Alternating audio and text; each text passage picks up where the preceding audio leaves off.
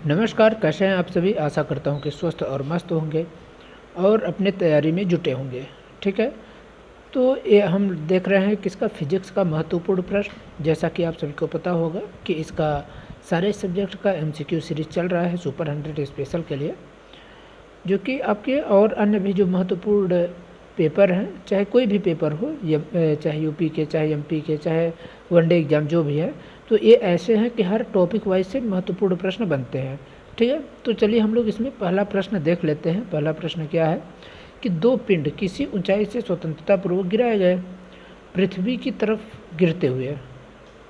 बोल क्या रहा है, स्वतंत्रतापूर्वक गिराए गए पृथ्वी की तरफ गिरते हुए, किसी भी समय उनका वेग समान होगा, त्वरण भिन्न होंगे, समान परिणाम के बलों का अनुभव करेंगे, उनके जड़त्व में परिवर्तन होता है। ठीक है, तो ये हमारा प्रश्न है और ये हमारे ऑप्शन दिए गए हैं। ठीक है, तो क्या होगा, किसी भी समय उनका वेग क्या होता है, समान होता है। तो हमारा उत्तर क्या हो जाएगा सही, ऑप्शन नंबर ए। अगला प्रश्न देखते हैं, गुरुत्व त्वरण का मान। अब इसमें हमको बताना है क्या होता है। ठीक ना, भूमध्य रेखा तथा ध्रुवों पर समान होता है, ध्रुवों पर न्यूनतम होता है, भूमध्य रेखा पर न्यूनतम होता है, ध्रुव से भूमध्य रेखा तक बढ़ता है। तो अब इसमें हम लोग थोड़ा सा समझ लेते हैं। भूमध्य रेखा तथा ध्रुवों पर समान रहता है तो एक गलत है, ध्रुवों पर न्यूनतम होता है ये भी गलत है। क्यों? क्योंकि ध्रुवों पर अधिकतम होता है। भूमध्य रेखा यानी विषुवत रेखा जिसे हम बोलते हैं, उस पर क्या होता है, न्यूनतम होता है, तो ये सही है। क्या है, ये सही है। ठीक है, इसको देख लेते हैं। ध्रुव से भूमध्य रेखा तक बढ़ता है, गलत। ध्रुव से भूमध्य रेखा की तरफ हम जब जाते हैं तो क्या होता है, घटता है। ठीक है, तो आप लोग ये समझ लीजिए कि गुरुत्व त्वरण के मान में जो परिवर्तन होता है वो किन किन आधारों पर चेंज होता है, इसको देख लीजिए थोड़ा सा। तो सबसे फर्स्ट नंबर पर हम लोग देखते हैं तो क्या, तो पृथ्वी की सतह से, ये मान लीजिए हमारी पृथ्वी है, ठीक ना, और ये हमारा सरफेस है उसका। पृथ्वी की सतह से ऊपर जाएंगे तो भी और नीचे जाएंगे तो भी क्या होगा, इसका मान जी का मान, स्मॉल जी किसको बोलते हैं, गुरुत्व त्वरण को हम लोग स्मॉल जी से रिप्रेजेंट करते हैं। ठीक है, तो स्मॉल जी का मान क्या होता है, बढ़ता है या घटता है, तो हम लोग बोलेंगे घटता है। क्या होता है, घटता है। तो फर्स्ट चीज़ आपको क्लियर रहे।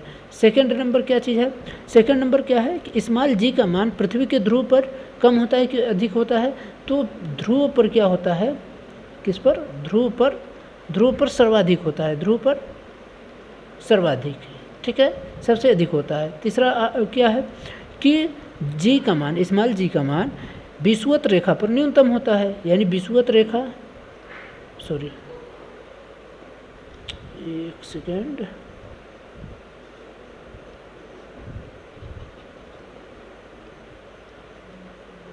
देखिए तीसरा नंबर क्या है,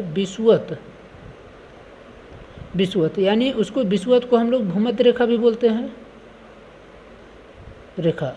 ठीक ना, जो बीच वाली रेखा पृथ्वी की भूमध्य रेखा कौन सी है, ये हमारा मान लीजिए ग्लोब हो गया या पृथ्वी मान लीजिए ऐसा है, तो यहाँ पर ये क्या है, ये विषुवत रेखा है। क्या है, ये विषुवत रेखा। इसके ऊपर का क्या है, कर्क रेखा। इसके नीचे का क्या है, मकर रेखा। तो इस रेखा की बात किया जाए 0 डिग्री सेल्सियस, सॉरी 0 डिग्री पर, ठीक ना, 0 डिग्री की बात की जा रही है। तो विषुवत रेखा जो भूमध्य रेखा है, तो उस पर जी का मान क्या होता है, न्यूनतम होता है, सबसे कम यहीं पर होता है। ठीक है, अब अगला और क्या चीज़ है जो आपको जानना चाहिए कि पृथ्वी की घूर्णन गति बढ़ने पर जी का मान कम होता है, यानी घूर्णन की गति अगर बढ़ेगी, घूर्णन की गति अगर बढ़ेगी, ठीक ना, तो जी का मान क्या होगा, घटेगा। और अगर घूर्णन गति कम होगी तो जी का मान बढ़ेगा, यानी ये आपस में अपोजिट हैं। पांचवा क्या हो सकता है कि पृथ्वी की घूर्णन गति पर जी का मान बढ़ जाता है। ठीक है, पृथ्वी की घूर्णन गति पर जी का मान क्या होता है, बढ़ता है। ऊपर वाले में ध्यान रखिएगा और नीचे वाले में, दोनों में अलग अलग है। ऊपर वाला क्या चीज़ है, ये वाला चौथा नंबर, कि पृथ्वी की घूर्णन गति बढ़ने पर, जब ये बढ़ता है इसकी घूर्णन गति, तो जी का मान कम होता है। अगर पृथ्वी की घूर्णन गति पर जी का मान बढ़ता है, बढ़ जाता है। ठीक है, तो ये दोनों अलग अलग चीज़ें हैं, तो आपको ये कन्फर्म होना चाहिए यहाँ पर। ठीक है, तो अब चलते हैं अगले प्रश्न की ओर। अगला प्रश्न हमारा क्या है कि दो वस्तुओं के बीच गुरुत्वाकर्षण बल F है, यानी मान लीजिए दो वस्तु कौन हो सकती है, एक m1 हो गया और दूसरा m2 हो गया।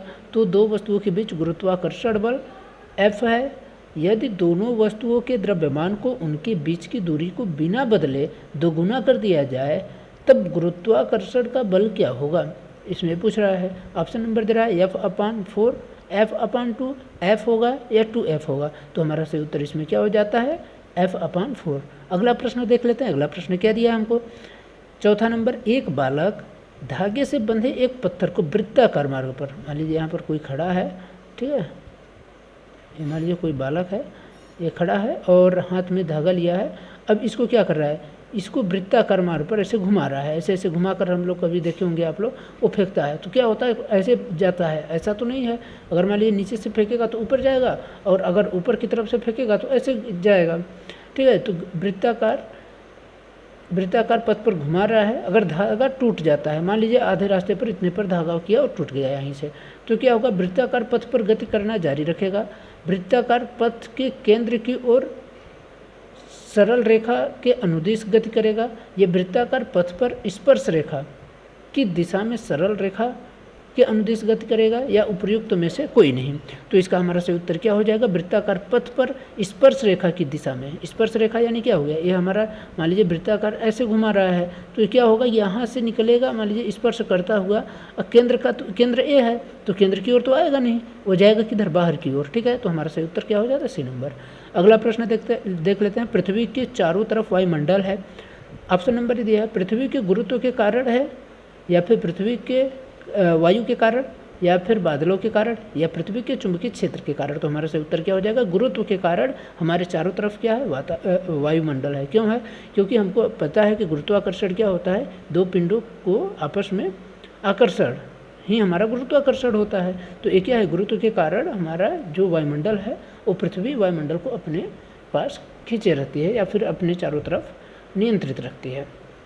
अगला प्रश्न देख लेते हैं, क्या है, इकाई दूरी पर स्थित इकाई द्रव्यमान वाले बिंदु कणों के मध्य लगने वाला गुरुत्वीय बल क्या कहलाता है, गुरुत्वीय विभव, गुरुत्वीय त्वरण, गुरुत्वीय क्षेत्र और सार्वत्रिक गुरुत्वीय स्थिरांक। तो हमारा इसका सही उत्तर क्या हो जाएगा, सार्वत्रिक गुरुत्वीय स्थिरांक। अगला प्रश्न देख लेते हैं। पृथ्वी की त्रिज्या r, उसके केंद्र पर किसी वस्तु का भार क्या होगा, शून्य होगा, अनंत होगा, पृथ्वी की सतह पर वस्तु का भार r गुना होगा, या पृथ्वी की सतह पर वस्तु के भार का 1/r² होगा। तो इसका हमारा सही उत्तर क्या हो जाएगा, शून्य होगा।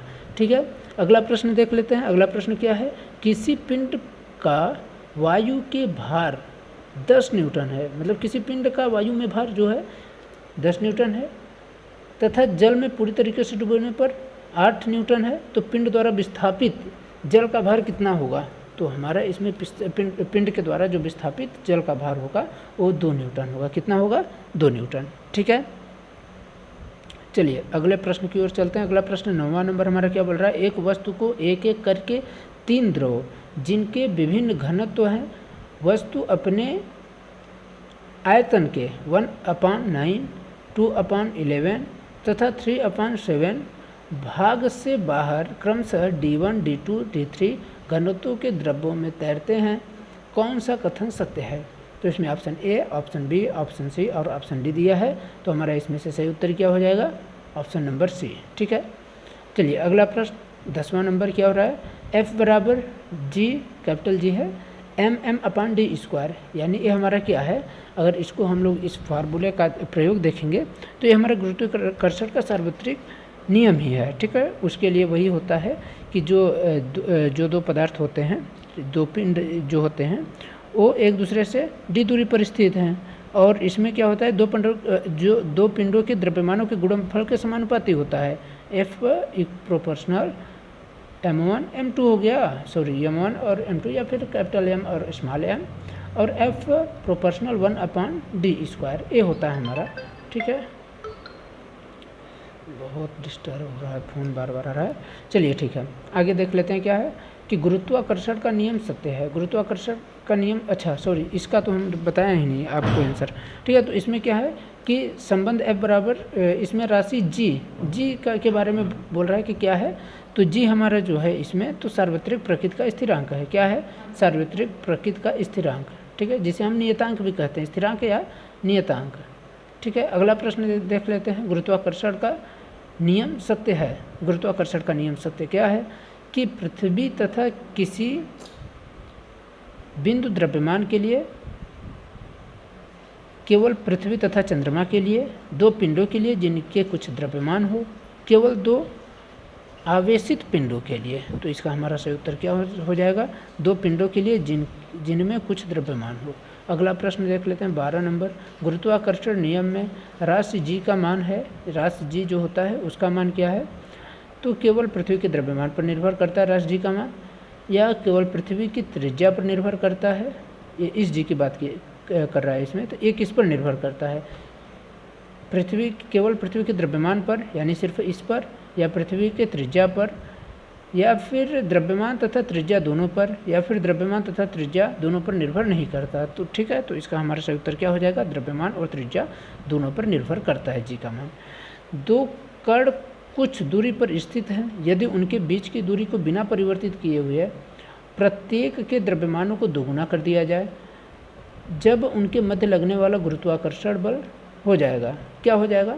जब उसको दुगुना कर दिया जाता है तो उसका गुरुत्वाकर्षण बल क्या हो जाएगा? अभी हम लोगों ने ऐसा प्रश्न एक देखा हुआ है, तो हमारा इसमें सही उत्तर क्या हो जाएगा? 4 गुना हो जाता है। क्या हो जाता है? 4 गुना।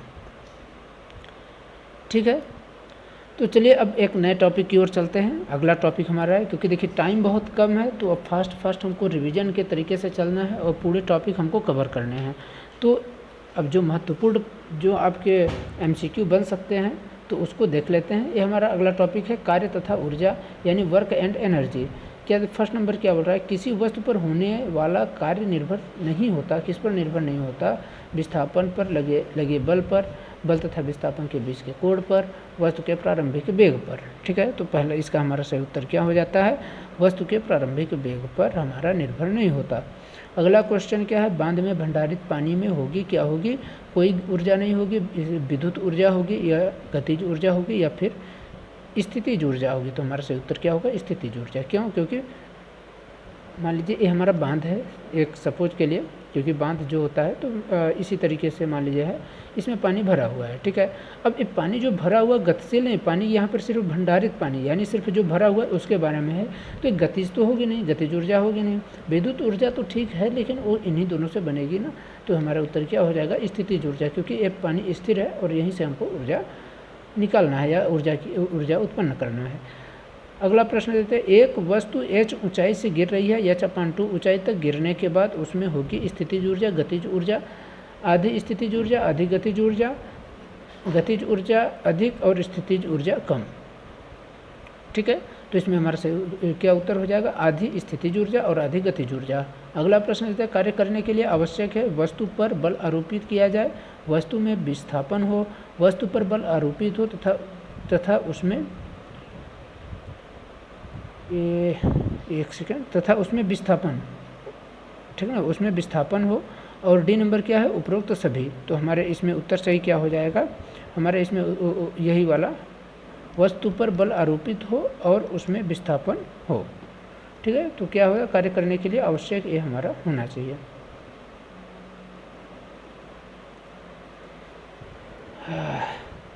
क्योंकि अगर आप लोगों को इसके फार्मूला के बारे में पता होगा, W=Fs, तो आसानी से आप लोग कर सकते हैं, क्योंकि यहाँ पर देखिए F क्या हो गया? फोर्स हो गया, और इसमें क्या है? विस्थापन हो गया। तो जो हमारा वर्क होता है वो इन दोनों से संबंधित है। ठीक है, अगला प्रश्न देते हैं, उड़ते हुए पक्षी में क्या होता है? स्थितिज ऊर्जा, गतिज ऊर्जा, स्थितिज गतिज दोनों होता है, या उपरोक्त में से कोई नहीं होता। तो हमारा उत्तर क्या हो जाएगा? स्थितिज और गतिज ऊर्जा दोनों होते हैं उड़ता हुआ पक्षी में। अगला प्रश्न देख लेते हैं, न्यूटन गुणे मीटर या न्यूटन मीटर जो है वो किसका मात्रक है? तो न्यूटन मीटर हमारा कार्य का मात्रक है। किसी वस्तु पर बल आरोपित करने पर अधिक कार्य होगा जब विस्थापन बल की दिशा में 0 डिग्री पर हो, 60 डिग्री पर हो, 90 डिग्री पर है, या कोई विस्थापित न हो। तो इसमें क्या होता है? किसी वस्तु पर बल आरोपित करने पर अधिकतम कार्य कितना, कब होगा? ठीक है, तो अधिकतम कार्य जब 0 डिग्री पर हो तब होगा।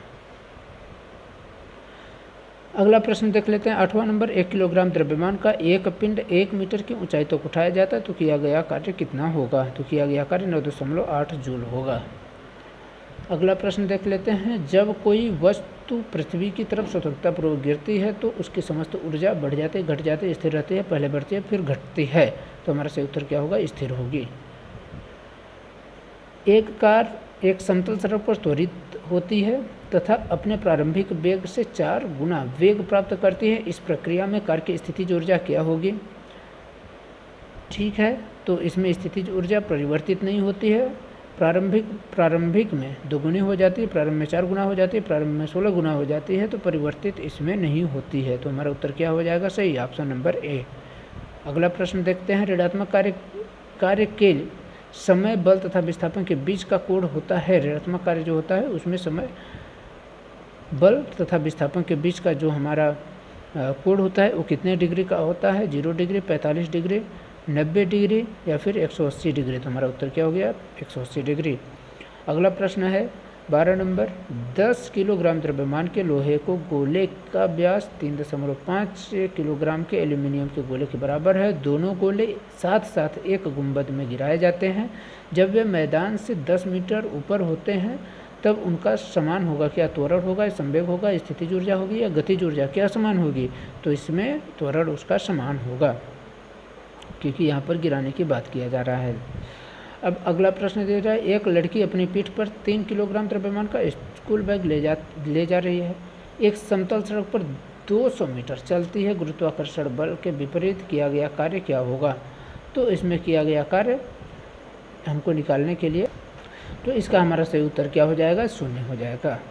ठीक है, अगला प्रश्न देख लेते हैं। निम्नलिखित में से कौन ऊर्जा का मात्रक नहीं है? जूल, न्यूटन मीटर, किलोवाट और किलोवाट घंटा। तो हमारा सिर्फ किलोवाट भर जो है तो वो ऊर्जा का मात्रक नहीं है, बाकी सभी हमारे ऊर्जा के मात्रक है। तो आशा करता हूँ कि ये सेशन आपको पसंद आएगा और आप सभी इसमें कुछ न कुछ नया सीखने को आपको मिला होगा। अगर आपको ये वीडियो अच्छी लगा हो या फिर आपको ये सेशन अच्छा लगा हो तो कृपया करके इसको अपना फीडबैक ज़रूर दीजिएगा, ठीक ना, क्योंकि आप लोग अगर फीडबैक देते हैं वही से हमारा मोटिवेशन बढ़ता है। अब टाइम देखिए कम रहता है, फिर भी आप लोगों के लिए हर सब्जेक्ट का कोशिश किया जा रहा है कि हर सब्जेक्ट का टॉपिक वाइज आपका MCQ सीरीज प्रोवाइड करा दिया जाए, सिर्फ और सिर्फ आपके सिलेक्शन के लिए। ठीक है, तो आप लोग अच्छी तरीके से तैयारी करिए। जो आपसे नहीं बन रहा है उसको अच्छे तरीके से आप क्वेश्चन करिए उसका। तो जो भी बच्चे अगर कमेंट बॉक्स में हैं तो उसको सही तरीके से कोई उसका आंसर दे सकता है। अगर नहीं दे पा रहा है तो मैं खुद उसका आंसर दूंगा। ठीक है, तो आप लोग को जहाँ भी समस्या आ रही है तो आप लोग कृपया करके उसको ज़रूर पूछें और आप लोग वीडियो में फीडबैक देना बिल्कुल ना भूलें। ठीक है, आशा करता हूँ कि आप सभी अच्छे तरीके से इसको समझ गए होंगे। तो ठीक है, मिलते हैं एक नए वीडियो के साथ। तब तक के लिए धन्यवाद, बाय बाय।